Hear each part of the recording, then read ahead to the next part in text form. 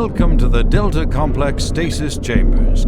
This facility was constructed to house and study the extra-dimensional beings, which were recovered during some of the first teleporter tests originating from Delta Level 3.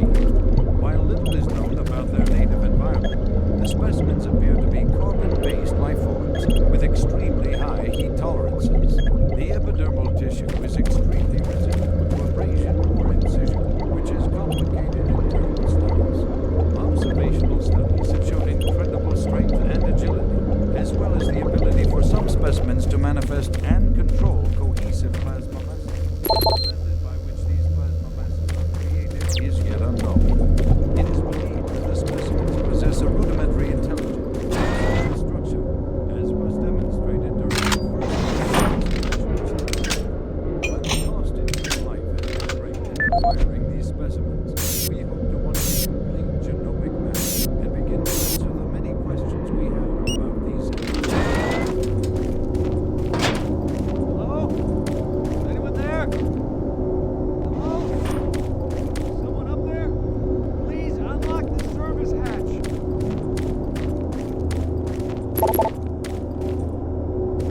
Hello? I'm trapped out here. Please help me.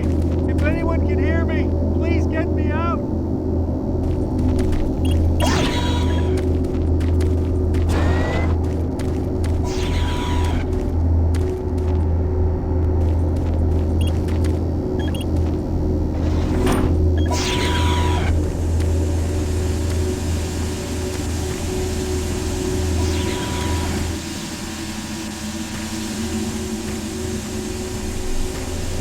What?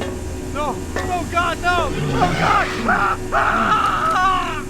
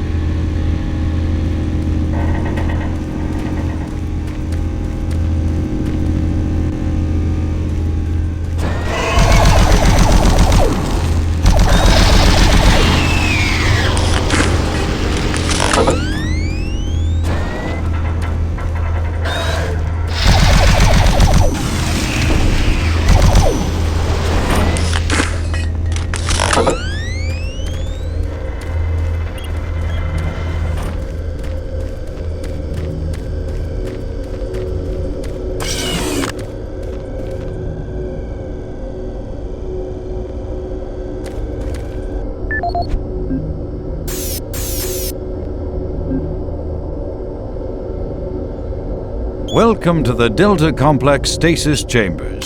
This facility was constructed to house and study the extra-dimensional beings, which were recovered during some of the first teleporter tests originating from Delta Level 3. While little is known about their native environment, the specimens appear to be carbon-based lifeforms with extremely high heat tolerances. The epidermal tissue is extremely resilient to abrasion or incision, which has complicated internal studies. Observational studies have shown incredible strength and agility, as well as the ability for some specimens to manifest and control cohesive plasma masses. The method by which these plasma masses are created is yet unknown. It is believed that the specimens possess a rudimentary intelligence and social structure, as was demonstrated during the first tragic expeditions through the portal.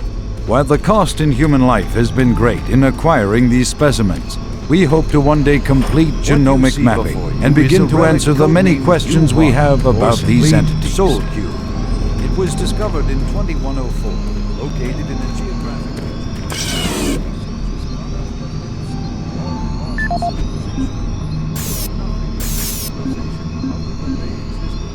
What you see before you is a relic codenamed U1, or simply Soul Cube. It was discovered in 2104, located in a geographic region where UAC researchers have unearthed evidence of a long-lost civilization. We know nothing of this civilization other than they existed, and that they were all wiped out in some type of cataclysmic event, according to what we've been able to decode from stone tablets found throughout the ruins. What clues we have been able to piece together reveal a culturally advanced society whose technology can only be described as mystic, as evidenced by U1's strange characteristics. Efforts to further examine U1 have been futile. Mass spectrometer and radiation scanning methods have failed to provide reliable identification of the molecular makeup of this artifact. The object cannot be weighed, and in all tests we've been unable to determine its mass. All attempts to physically manipulate or open the artifact have been met with no success. We also have had no success in deciphering the symbols adorning U1. What we do know is that the thermographic readings are constant, unwavering temperature of 98.8 degrees Fahrenheit. Our research continues, and we hope that with continued investment and research, we can, one day soon, learn to exploit the technologies that make up U1.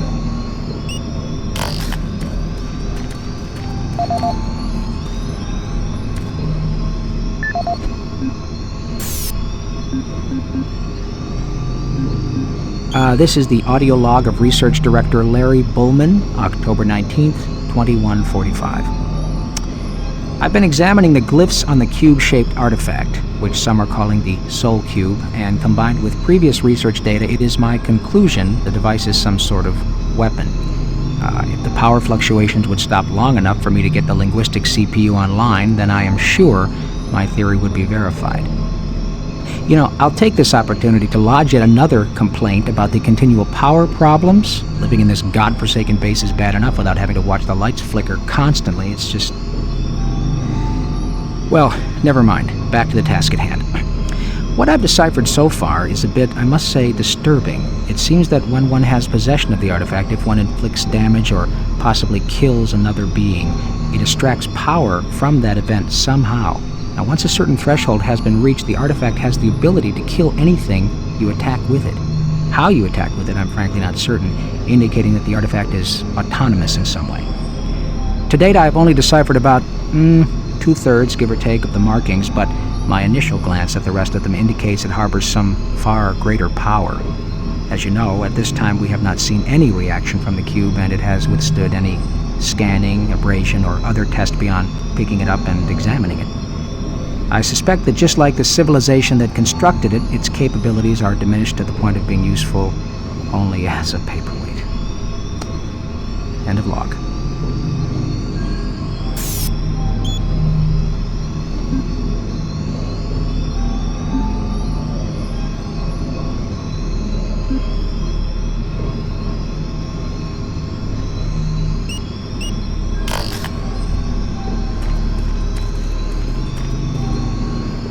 What you see before you is a relic codenamed U1, or simply Soul Cube. It was discovered in 2104, located in a geographic region where UAC researchers have unearthed evidence of a long-lost civilization. We know nothing of this civilization other than they existed, and that they were all wiped out in some type of cataclysmic event, according to what we've been able to decode from stone tablets found throughout the ruins. What clues we have been able to piece together reveal a culturally advanced... I have the Soul Cube in hell, and you will never find it.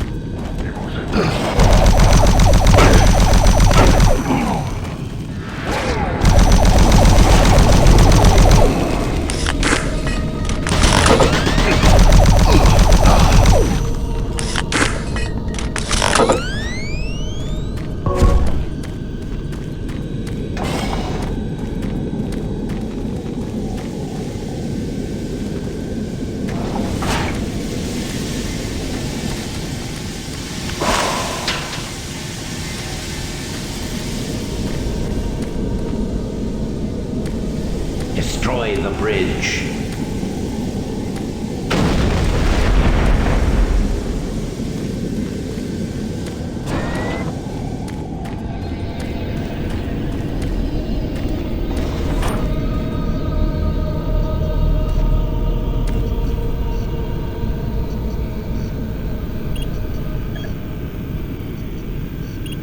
Access granted.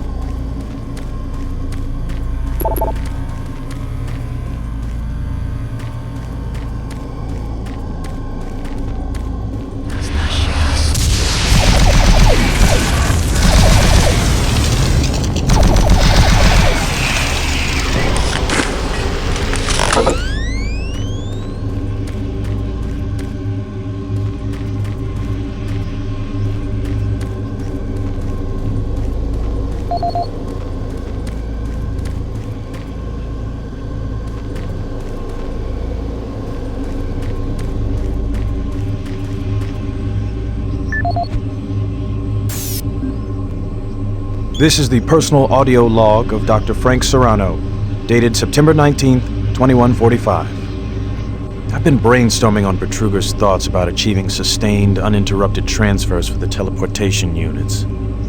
Currently, our systems can only build enough of a charge to have the portals open for approximately 10 to 15 seconds.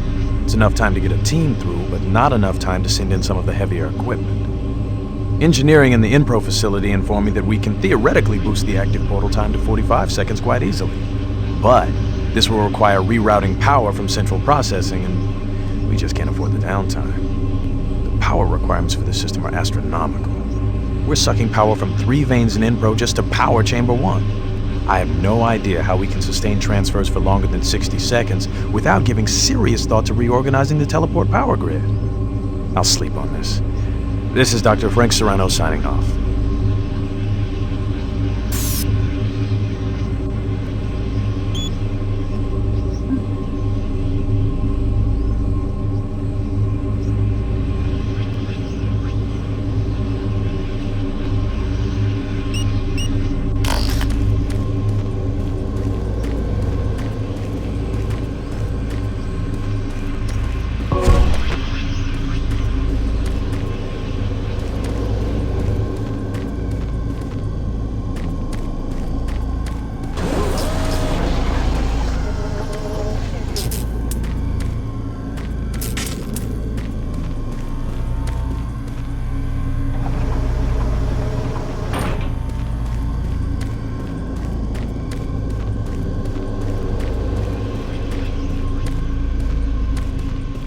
Destroy him.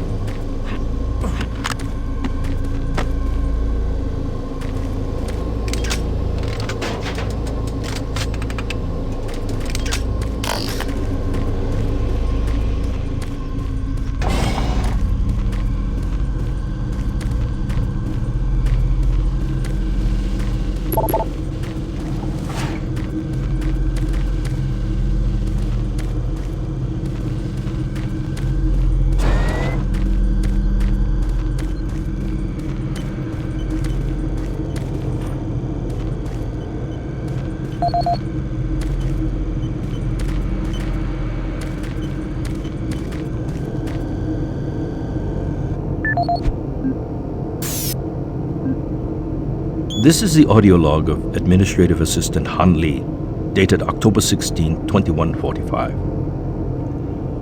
Why is it that I keep getting the crummy jobs? Armor Corps 1st Platoon and 1st Science Team were completely wiped out this morning on their second excursion. And I am the one charged with writing up the reports and sending this information back to Earth next of kin. So here I am. First cup of coffee for the day. 5 hours of sleep the night before. No shower. And I have 20 dead bodies to fill out paperwork on. I haven't seen the actual corpses, but word coming down from the grapevine says that it looks like they have been hacked up pretty good. This says everyone on the base spooked. Betruger is nowhere to be found, and there are a lot of questions being asked with no answers from anyone. Last I heard, they were suiting up the next outfit with the new BFGs. Sounds like they weren't taking any chances on this next trip with them packing that kind of firepower. This is the audio log of Administrative Assistant Han Lee, dated October 20th, 2145. Just when I thought this job couldn't get much worse, it did. Delta scientists sent another group of researchers through the portal 2 days ago, and they failed to return at their scheduled time. Radio transmissions to the research body have gone unanswered. Even our LZ tracking systems can't find them. We fear that they are dead. Losing lives is one thing, but losing our proprietary technologies is another. The team was equipped with the newest BFG weaponry. We fear those guns may have fallen into the hands of those that kill them.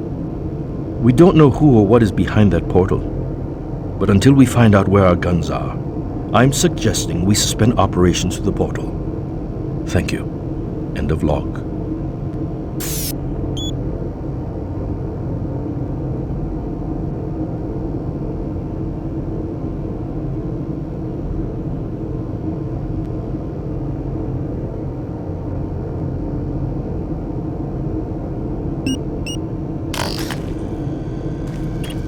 Decontamination chamber sequence initiated.